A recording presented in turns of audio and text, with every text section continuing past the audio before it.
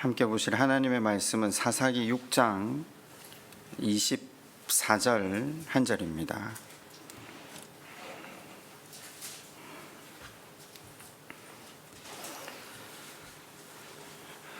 사사기 6장 24절 우리 다 같이 한 목소리로 읽겠습니다.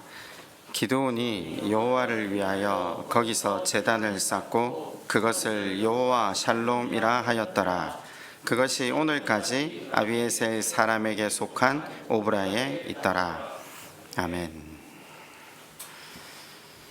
오늘 설교 제목을 어제 말씀드리지 않고 질문 5개를 보내드렸습니다. 질문 5개를 바탕으로 본문을 한번 먼저 보시면서 주의를 준비하시기를 숙제를 좀 드렸었습니다. 우리가 지금 순모임으로 모이지 못하고 있는 관계로 각자가 하나님 말씀을 좀 더 깊이 또 말씀 안에서 하나님을 더 바르게 좀 알아갈 수 있는 방편으로 여러 가지 시도 중입니다. 그 중에 일환으로 각 가정의 대표들인 많은 성도분들을 소규모지만 제자반으로 초대해서 하나님 말씀을 이렇게 연구하고 상고하겠다라는 예시로서 질문을 먼저 한번 던져봤습니다. 이제까지 배운 말씀들이라서 어쩌면 나는 이해가 있다, 다 알고 있다 할 수도 있겠지만 실은 선한 사마리아인 설교를 하면서 제가 좀 느낀 게 우리가 스스로 정돈하고 지나가지 않으면 말씀에 대해 바르게 이해하고 이게 적용하고 해석하는 게 참 쉽지 않구나. 제자반에서는 이제껏 배운 말씀들을 다시 한번 마음판에 새기는 그런 시간들로 삼으려고 합니다. 엑서사이즈로서 연습 과제로서 이렇게 한번 여러분에게 말씀을 먼저 질문을 던지고 또 그 말씀 가운데 답을 찾아가는 시간들을 몇 시간 가져보려고 합니다. 원래라면 계획대로 말씀드린 건 불의한 청지기를 설교하겠다라고 말씀을 드렸는데 불의한 청지기 준비를 하다 보니까 선한 사마리아인처럼 설교가 굉장히 길어지겠더라고요. 돈 이야기를 해야 되거든요. 가난한 자, 부한 자, 성경에서 돈 이야기를 한다는 건 의미가 뭔가를 설명을 다 해야 되거든요. 쉽게 말하면 돈 이야기는 돈 이야기가 아니라 제자도의 이야기거든요. 그런데 그걸 다 설명을 드려야지만 불의한 청지기가 이해가 될 것 같아서 이게 사마리아인 설교보다 더 길어질 수 있겠구나 싶어서 조금 뒤에 한꺼번에 몰아서 비유는 따로 다시 설교를 좀 할까 합니다.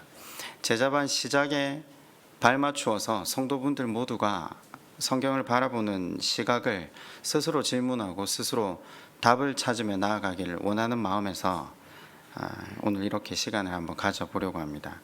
혹시 PPT에는 이게 띄워집니까? 집에서 보고 계신 분들한테 이게 그대로 제 얼굴 없이 띄워지죠? 네. 1번 하나님이 사용하는 사람은 어떤 사람인가? 어제 여기 질문에 대해서 한번 답을 해보셨습니까? 2번 이스라엘이 고난을 겪는 이유는 무엇인가? 3번 이스라엘이 부르짖었다. 이 의미가 회개인가 아니면 신음인가? 4번 기드온이 바친 재물을 불이 나와서 태우는데 그 불이 지팡이에서 나왔는가 바위에서 나왔는가? 5번 샬롬이라는 단어가 사실 성경에 처음 나오지만 마지막으로 나오는 장면이거든요.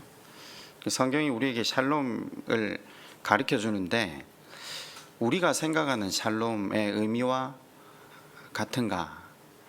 5가지 질문을 제가 어제 먼저 드렸습니다. 이 질문을 본문 속에서 찾아보는 시간이 되었으면 좋겠습니다.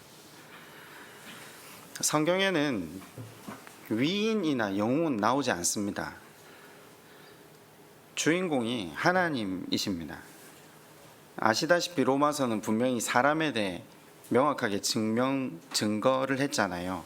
의인은 없나니 하나도 없고 인생은 소망이 없다. 그런데 인생이 소망일 수 있는 길이 하나 있습니다. 자기 현 주소를 바르게 깨닫고 하나님을 의지하기 시작하면, 말씀을 붙들고 나아가면, 제가 말씀을 다시 드릴게요. 잘 지켜야 되는 게 아니라 말씀을 붙들고 나아가면, 하나님을 바라보고 나아가면 하나님께서 언제나 복을 더해 주십니다. 그리고 그의 인생을 높여 주십니다. 지난주 수요일 날 다윗 편 설교를 하면서 제목이 이랬습니다. 하나님 마음에 합한 자. 성경에 나오는 하나님 마음에 합한 사람이 되는 방법, 굉장히 단순하게 설명을 드리면요, 그러니까 오늘 1번 질문에 답이 될 수도 있겠죠. 하나님 어떤 사람을 사용하시는가? 하나님은 성과나 업적에 주목하지 않으세요. 다윗이 어떻게 해서 하나님 마음에 합한 자가 되었었습니까? 만주백관이 다 보는 그 대낮 궁궐뜰 앞에 나단이 다윗의 죄를 지적합니다. 세상의 어느 왕도 자기 죄를 모든 사람 앞에 지적할 때 그 죄를 인정할 사람이 어디 있겠습니까? 대부분 자기 죄를 지적하는 사람을 죽이죠. 아니면 10분 물러나서 뒤로 데리고 들어가서 살짝 회개할 수도 있습니다. 그러나 다윗은 거기서 회개했습니다. 하나님 앞에 자기가 누구인지를 깨달을 때 하나님 앞에 회개했습니다. 하나님 마음에 합한 자, 하나님이 쓰시는 사람, 자기의 현 주소를 바르게 알고 하나님께 자기를 의탁하는 사람. 여러분, 성경의 주제가 복음, 구원이라고 말씀을 드렸잖아요. 바꿔 말하면 하나님이 베푸신 사랑, 소망 없는 인생을 오래 참으시고 한결같은 사랑으로 돌아보셔서 그도 아름다운 생명으로, 그리고 아름다운 생명을 소식을 전하는 통로로 사용하시는 분이, 만들어 가시는 분이 하나님이시라고 했습니다.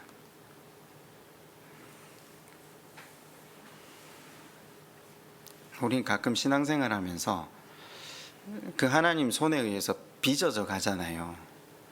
빚어져 가는 걸 우리는 어떻게 표현하는지 아십니까? 우리는 인내라고 합니다. 그죠?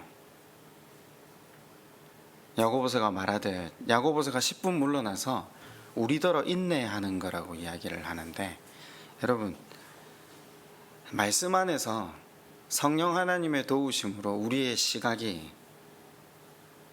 하나님의 눈을 가질 수 있다면, 말씀 속에서 나를 객관화시켜 볼 수 있는 눈을 가질 수 있다면 한 가지가 보이기 시작할 겁니다. 우리가 인내하는 게 아니라 하나님이 우리를 향해 얼마나 오랜 시간 인내하고 계신지, 하나님이 베푸신 자비의 크기와 그 넓이가 얼마나 무한한지를 깨닫게 될 겁니다. 모쪼록 성령 하나님의 조명하심으로 우리를 향한 그 하나님의 마음을 깊이 누리는 복이 있었으면 좋겠습니다. 오늘 우리가 읽은 사사기 6장은 기드온 이야기입니다. 소위 말하는 기드온과 300 용사. 그러니까 흔히 우리가 이 말씀을 배울 때 300 용사의 믿음, 결단, 용맹, 이러면 이 사람들이 주인공이 되거든요. 아니라고 했습니다. 성경이 앞서 아브라함부터 시작해서 성경에 나오는 모든 인물들은 한결같이 도무지 그 수준밖에 안 되는 쓸모없는 인생들을 부르셔서 하나님이 오래 인내하시고 참으시며 다듬으셔서 또 그들에게 참 생명이 들어가게끔 하나님이 일하셔서 또 그들로 하여금 그 생명을 누리고 승리를 누리게 하심으로 드디어 그 승리케 되었을 때 이 인생들이 자기를 자랑하지 않고 자기를 높이신 하나님만을 자랑하고 하나님을 더 깊이 의지하게 하려는 그 이야기가 성경의 이야기였습니다. 그래서 쓸모없는 인생도 하나님을 의지하면 언제든 은혜를 입을 수 있고, 하나님께 자신을 의탁하면 그 하나님의 능력을 힘입어 구원도 얻고, 그 하나님의 구원의 통로가 되어 다른 이들에게도 그 하나님의 구원을 누릴 수 있게 한다. 그것이 성경의 주된 반복되는 내용이었습니다. 기드온과 300용사도 마찬가지입니다. 6장의 배경은요, 이스라엘의 배교가 극에 달한 시절입니다. 배교가 극에 달한 시절입니다. 그래서 하나님께서는 그들이 세상으로 향한 그 시선을 다시 하나님께로 돌리기 위해 고난을 허락하시는데, 6장 1절에 이렇게 시작하죠. 이스라엘 자손이 또 여호와의 목전에 악을 행하였으므로 여호와께서 7년 동안 그들을 미디안의 손에 넘겨주시니. 이 앞에 40년의 평안이 있었다라고 하거든요. 하나님께서 주신 이 평안의 무게가 얼마나 크고 감사한 일인지를 잊어버리고 이스라엘 백성들이 다시 세상으로 눈을 돌려서 그 하나님께로부터 시선을 거두어 자기의 욕망으로 시선을 완전하게 향했을 때 하나님께서 미디안을 심판의 도구로 사용하십니다. 고난이 얼마나 심했는가, 2절에 보면 그 고난의 내용을 이야기합니다. 미디안의 손이 이스라엘을 이긴지라. 이스라엘 자손이 미디안으로 말미암아 산에서 웅덩이와 굴과 산성을 자기들을 위하여 만들었으며. 그냥 읽으면 마치 꼭 미디안의 침입에 대비하기 위해 무언가 참호를 판 듯 그렇게 보이시죠? 아닙니다. 아닙니다. 잘 읽어보십시오. 자기들을 위하여. 그죠? 미디안 사람들이 이스라엘 백성들이 자기 집에 편안히 거하도록 내버려 두지 않았다는 거죠. 밤이나 낮이나 새벽이나 저녁으로 그들을 습격했다. 끊임없는 공포와 두려움으로 미디안이 떴다 하면 집에 있을 수 없었다. 얼마나 폭행과 폭력이 심했으면 여차하면 밤에라도 피신하기 위해서 산으로 웅덩이로 굴로 산성으로 피하기 위해 만들었다라는 겁니다. 이스라엘이 처한 이 고난의 수준이 얼마나 큰지, 여러분, 시도 때도 없이 은신처로 피신할 것을 대비하며 살아야 하는 이스라엘이 체감하는 심리적 공포가 얼마나 컸을까요?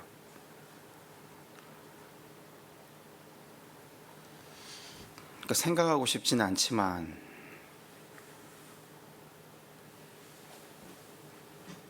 어린 시절 이런 폭력을 피해서 나아가 숨어본 경험이 있는 사람들이라면, 그런데 성인이 되어서도 여전히 자기 집에서 살지 못하는 그 기간이 7년이 되었다. 여러분, 아마 이스라엘이 살아 생전에 누릴 수 있는 공포 중에 가장 극한의 공포가 아니었을까요? 그런데 미디안의 폭력은 여기서 그치지 않습니다. 3절에 보면 이스라엘이 파종한 때면 미디안과 아말렉과 동방 사람들이 치러 올라와서 어떻게 해요? 진을 치고 가사에 이르도록 토지 소산을 멸하여 이스라엘 가운데 먹을 것을 남겨두지 아니하며 양이나 소나 나귀도 남기지 아니하며. 보통은 일반적으로 나라를 급습할 때 추수할 때 합니까? 씨 뿌리는 파종할 때 합니까? 추수할 때 하거든요. 추수한 것의 일부는 남겨놔야 농사를 지을 수 있도록 해야 다음에 와서 또 훔쳐가야 되잖아요. 그런데 지금 이 사람들은 파종할 때 세 팀이 들어온 거죠. 미디안, 아말렉, 동방 사람. 생존 자체를 불가능하게 하겠다는 겁니다. 어떤 식으로 농사를 망치고 있는지, 그 땅에 들어와서 그들을 멸하려 했다고 5절은 밝히고 있는 거죠. 멸하려 했는데 어느 정도로요? 이 사람들이 가축을 데리고 들어와서 파종을 하고 한참 풀이 자라기 시작한 그 밭에 그 곡식을 먹게 했다라고 5절이 밝힙니다. 얼마나 잔인한지. 굶주림에 허덕이다가 완전히 멸종하게 하겠다라는 거죠. 여러분, 이 정도 하면 누가 버티겠습니까? 그렇지 않습니까? 이 정도 되면 어지간한 사람이면 하나님 몰라도 하나님 찾을 거 안 같습니까? 제가 아까 두 번째 질문이 뭐였습니까? 이스라엘이 고난을 겪는 이유는 무엇인가? 아까 처음에 말씀을 드렸죠. 뭐 때문이라고요? 이스라엘의 배교. 분명한 것은 나중에 밑에 보시면요, 기드온이 바알과 아세라 신을 부시잖아요. 근데 이스라엘 사람들 전부가 나와서 뭐라고 하죠? 이 바알 신상을 허문 기드온, 그 사람을 잡아서 어떻게 해야 된다고요? 죽여야 된다라고 모두가 동의를 합니다. 어떻게 된 겁니까? 모두가 그 신을 섬기고 있다는 거죠. 원래 누가 죽어야 됩니까? 우상 숭배하는 사람들이 죽어야 돼요. 근데 이스라엘이 배교가 얼마나 극치에 달했으면 전체가 지금 바알과 아세라 신을 섬기고 있고, 그 바알과 아세라상을 부순 이스라엘 사람을 죽여야 된다라는 데까지 나아가고 있는 참극을 보여주는 거죠. 이스라엘의 배교 아시겠죠? 배교 때문에 이스라엘이 고난을 겪고 있는 것.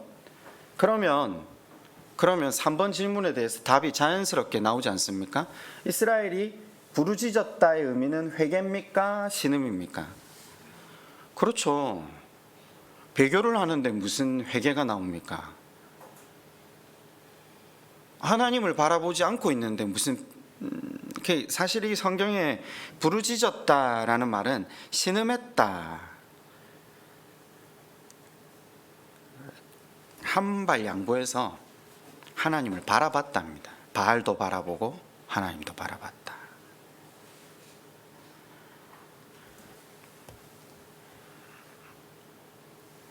고통이 극에 달했잖아요. 누가 이 고통을 이겨내겠습니까? 이 고통 때문에 이스라엘 백성들이 신음한 겁니다.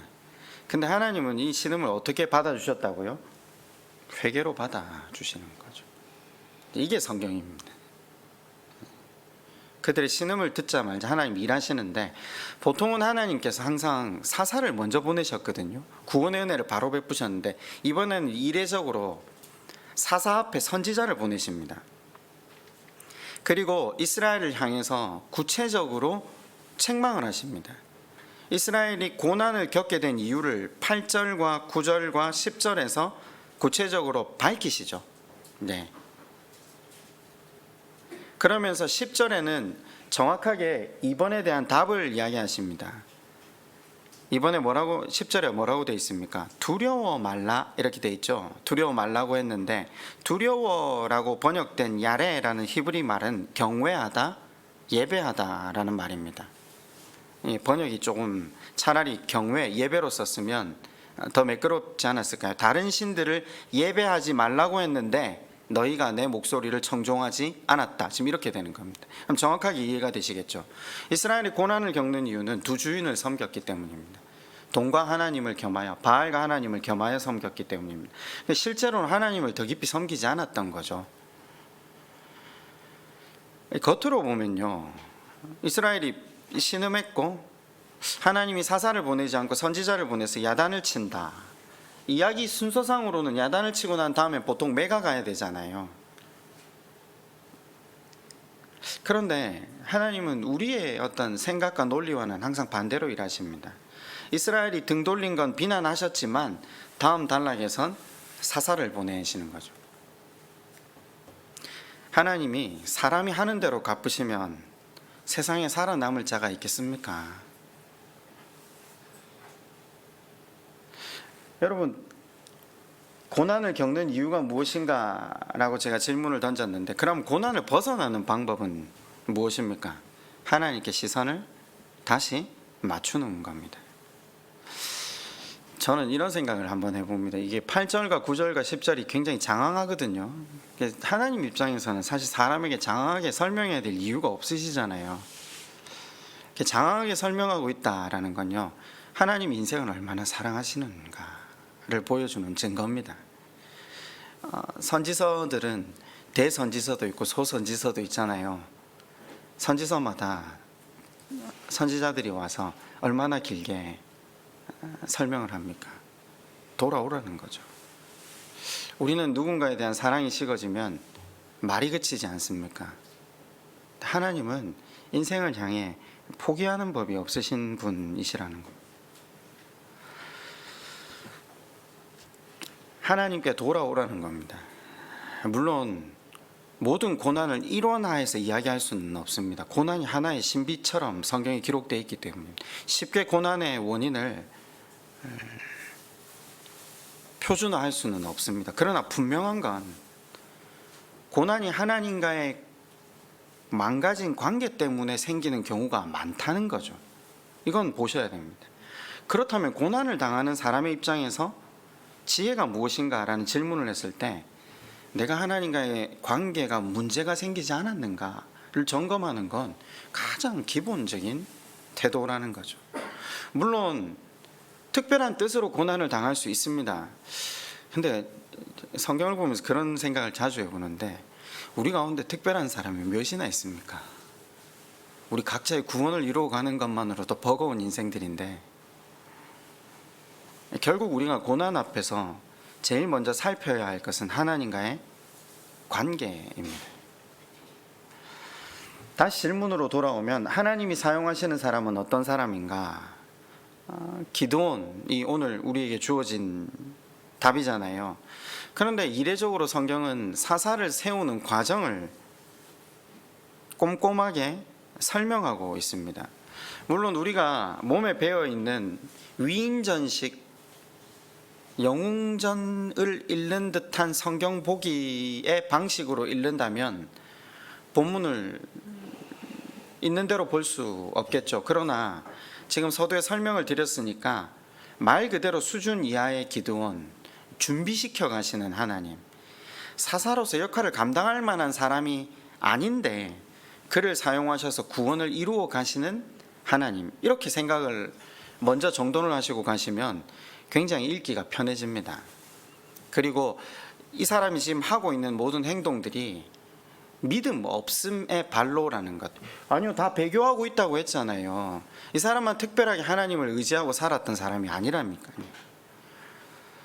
첫 장면이 어디에서 만나는 장면이죠? 11절입니다.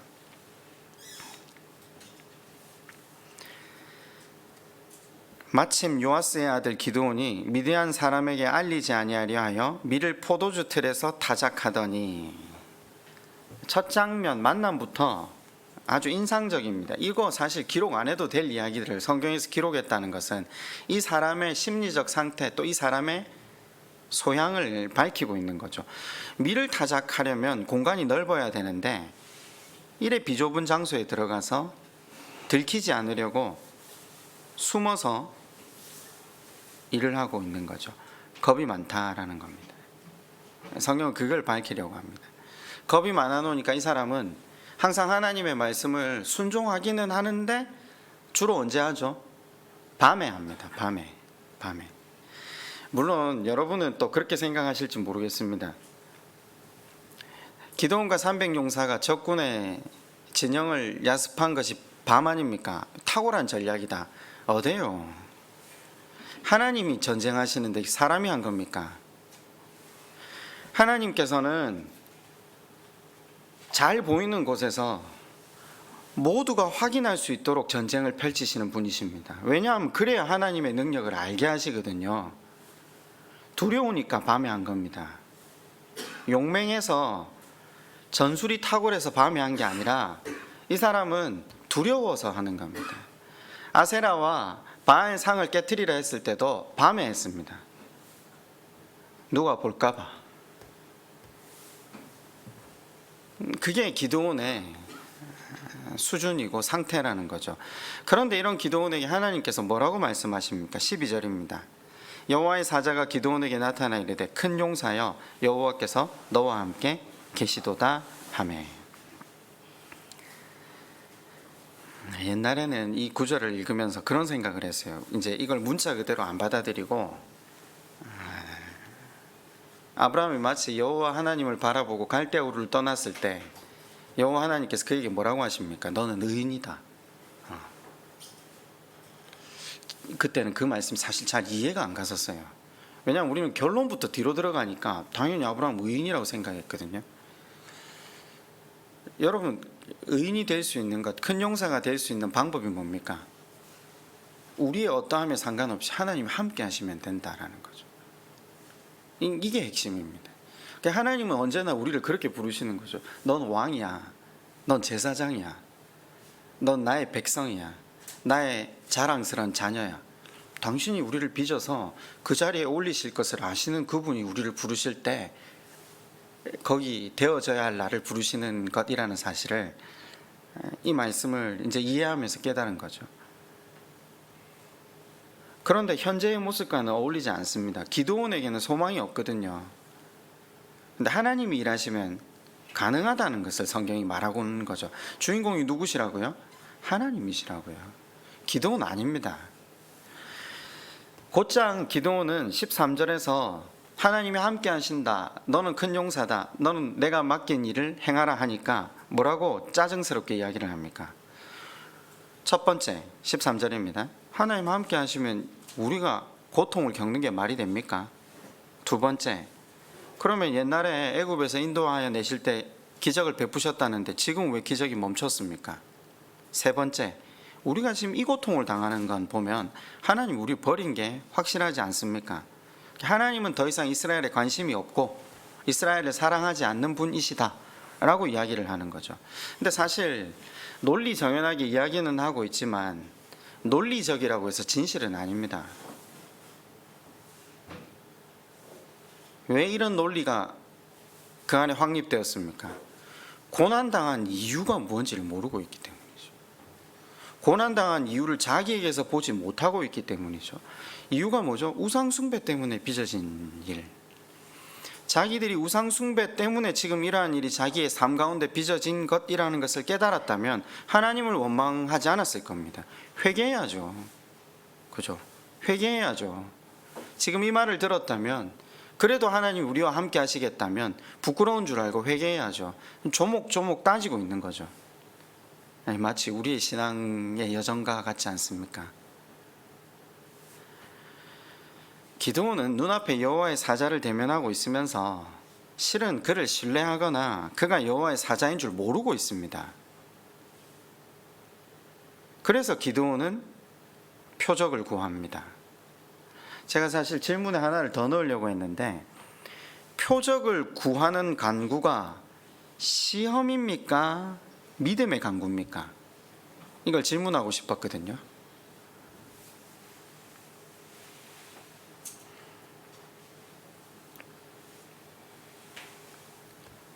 17절에 보면 이렇게 시작됩니다. 기드온이 그에게 대답하여 만일 내가 주께 은혜를 얻었사오면 나와 말씀하신 이가 주 되시는 표징을 내게 보이소서. 내가 예물을 가지고 다시 주께로 와서 그것을 주 앞에 드리기까지 이곳을 떠나지 마시기를 원하나이다 하니 그가 이르되 내가 너 돌아올 때까지 머무르리다 하니라.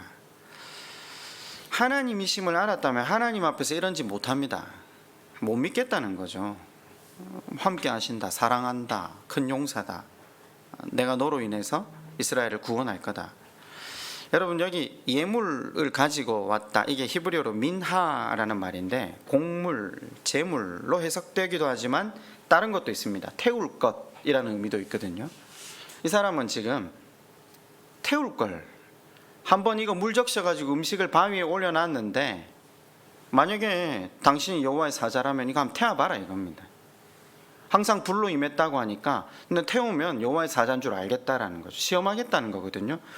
아시다시피 22절에 이렇게 나옵니다. 몰랐다는 게 정확하게 나오죠. 그가 여호와의 사자인 줄을 알고 이르되 슬프도소이다. 이제 안 거예요.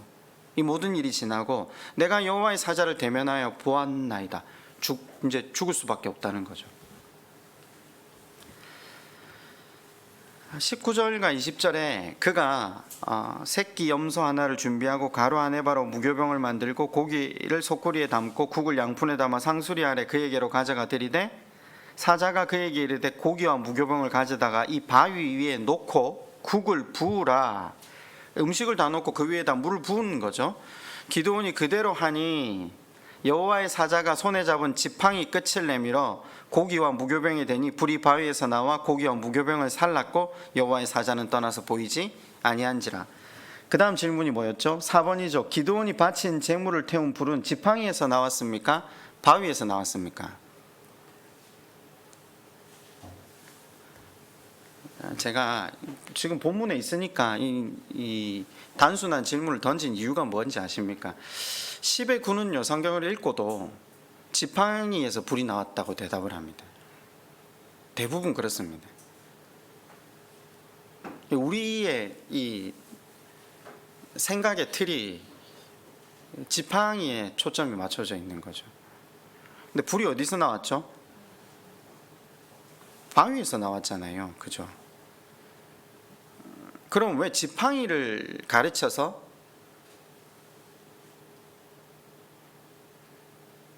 바위를 주목하게 하는 거죠? 지팡이는 하나님을 온전히 드러나게 하는 도구입니다. 여기서 지금 지팡이라고 표현되는 건 사람이죠. 사람. 우리는 불을 내시는 하나님을 주목해야 되잖아요. 이게 우리 삶 가운데 왜 배어 있다라고 말씀을 드리냐면요, 그런 표현이죠. 우리 기도에서 복 받았다라는 말을 많이 합니다.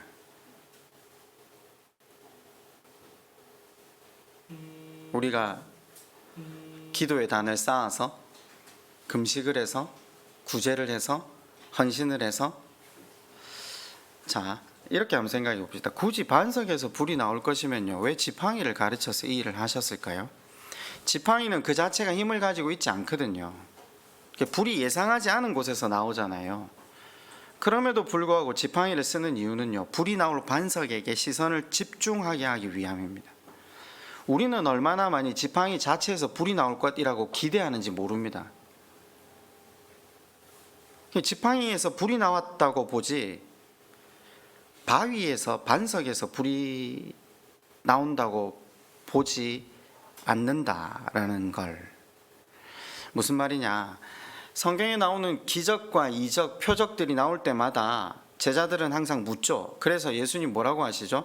마가복음 9장 29절 이렇게 대답하십니다. 기도 이외에는 다른 것으로 이런 종류가 나갈 수 없느니라.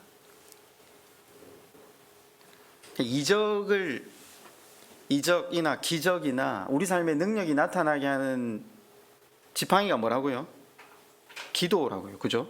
기도 외에는 이런 종류가 나갈 수 없다고 주님 말씀하셨으니까요. 그럼 한번 다시 질문을 해봅시다. 여기 헬라어에는 마가복음 9장 29절에 나와 있는 기도와 금식이라고 되어 있거든요. 기도와 금식 외에는 이런 능력을 나올 수 있게 할 수 없다 했을 때, 그럼 기도가 능력입니까? 금식이 능력입니까? 이걸 보자는 거죠. 우리가 이렇잖아요. 문제가 생기거나 문제가 해결되지 않고 오랫동안 그 문제를 안고 사는 사람들에게 예수 믿는 사람들이 쉽게 이야기하는 게 뭐죠? 기도 안 해서 그렇다. 네가 기도를 좀 더 해봐라. 기도의 단을 쌓으면 이 문제 해결되고야 만다. 맞는 말인 것 같은데, 왜냐하면 기도 외에는 이런 유가 나갈 수 없다. 예수님의 말씀을 읽었죠. 근데 오해한 거죠. 주님은 그런 의도로 이야기한 게 아닙니다. 잘 생각해 보세요. 기도를 하는 것 자체로서는 기도를 하는 사람이 그 문제를 해결할 수 있는 능력이 완전히 없음을 고백하는 시간입니다. 그러니까 기도를 한다는 건 내가 다른 분께 도움을 요청하는 거잖아요. 내가 할 수 없습니다. 도와주십시오.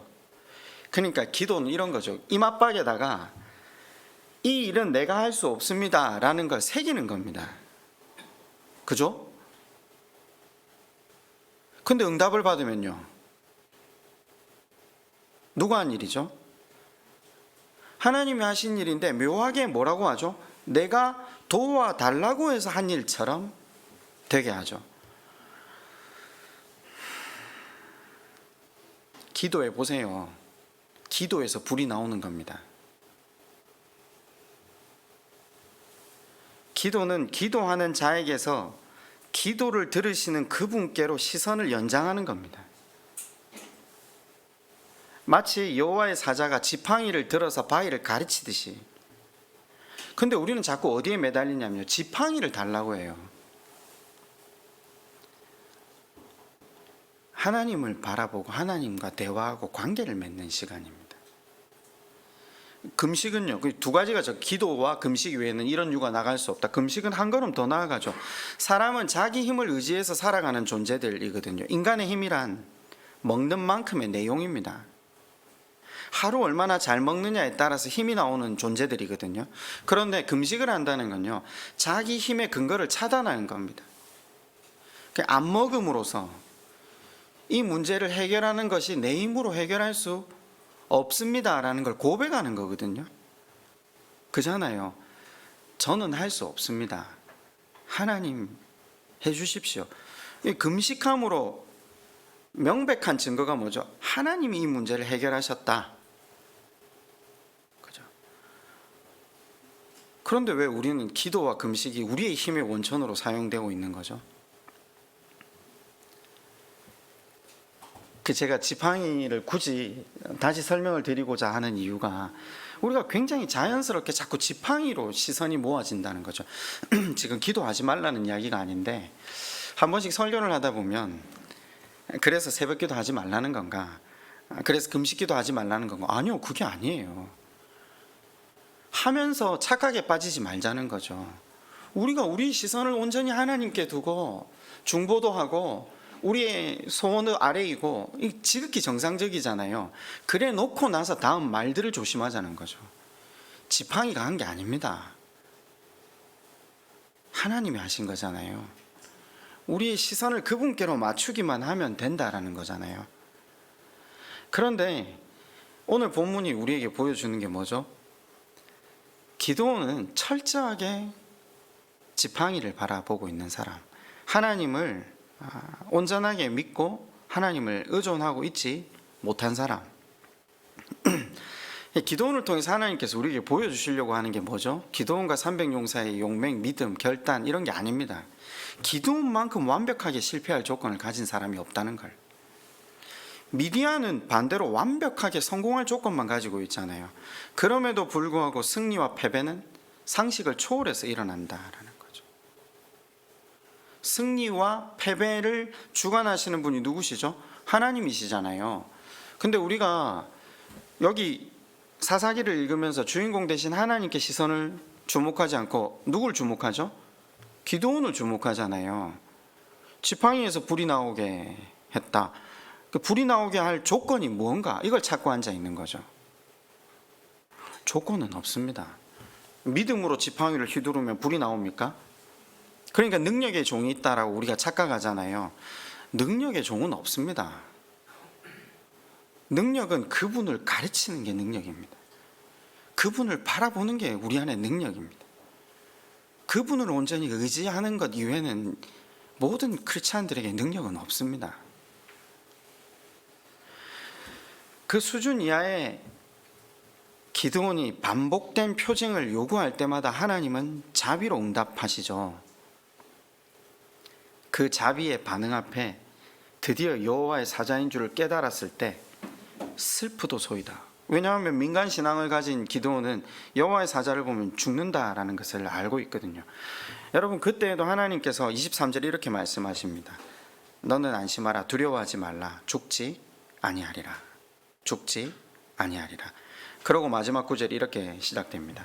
기드온이 여호와를 위하여 거기서 제단을 쌓고 그것을 여호와 샬롬이라 하였더니 그것이 오늘까지 에베스 사람에 속한 오브라에 있더라. 시간이 좀 길어졌지만 5번에 보면 성경에서 샬롬이라는 단어가 처음 나오면서 사실 마지막이거든요.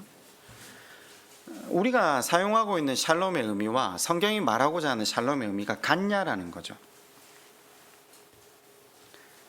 여러분, 평강이 뭐죠? 평안이 뭐죠? 이 많은 사람들이 이 평안을 쫓잖아요. 그래서 발전한 게 관상기도, 묵상기도, 침묵기도, 명상, 그리고 수련원, 기도원 찾아가는 이유도 이게 명상이나 수련의 시간과 비슷하다고 착각한 거죠. 자기를 닦는 행동, 자기 수양. 기독교는 그런 거 없어요. 근데 전부 다 산으로 간 거죠. 요즘은 이제 이게 좀 많이 없어졌잖아요. 아니요, 기도는 자신을 닦는 행위가 아니라 하나님과 대화합니다. 성경이 말하는 샬롬은 흔히 세상이 우리에게 가르치는 뭐 정신 명상, 그죠? 속세를 떠난 고요한 그 뭐 호숫가에서 맞이하는 그 명상적 평화, 이런 것과 개념이 전혀 정반대입니다. 성경이 말하는 샬롬이 뭐죠? 성경이 말하는 샬롬은 전투적입니다. 무슨 말이죠? 용사도 아닌 겁쟁이 기도원에게 주님이 오셔가지고 내가 너와 함께 하니까 너는 큰 용사라, 하나님의 일에 동참하자, 이스라엘을 구원하라 했더니 뭐라고 짜증스럽게 이야기하잖아요. 주님이 우리와 함께 하신다면 이런 고난이 말이나 됩니까? 기적이 어디 있고 우리가 당하는 고난이 있다면 당신이 사식이나도 한 분입니까? 그런데 주님이 뭐라고 하시죠? 너는 나와 함께 일어나 너의 백성 이스라엘을 구원하라. 저는 지극히 작은 집안입니다. 저는 싸울 자신 없습니다. 그러니까 끊임없이 변명하고 뭐하죠? 증거를 요구하는 거죠. 왜 증거를 요구하죠? 책임 회피하려고요. 근데 그런 와중에 주님께서 그를 책망하지 않으시고 능력을 보이죠. 불이 나와서 모든 것을 태우자. 그가 뭘 깨달았습니까? 하나님이시구나. 하나님 나와 함께 하시구나. 이제 더 이상 거부가 안 되는 거죠. 몰린 거죠. 명령에 따라야 되겠구나. 여기에서 그 순간에 제단을 쌓고 뭐라고 고백합니까? 여호와 샬롬. 굉장히 의미가 함축적입니다. 이제껏 두려움에 사로잡혀 피하고 외면하려 했지만 하나님이 함께 하시네요. 그분 말씀대로 나아가겠습니다. 그때 뭐가 찾아온 겁니까? 그의 마음에 평강이 찾아온 겁니다. 성경이 우리에게 보여주는 평강, 샬롬이 이겁니다.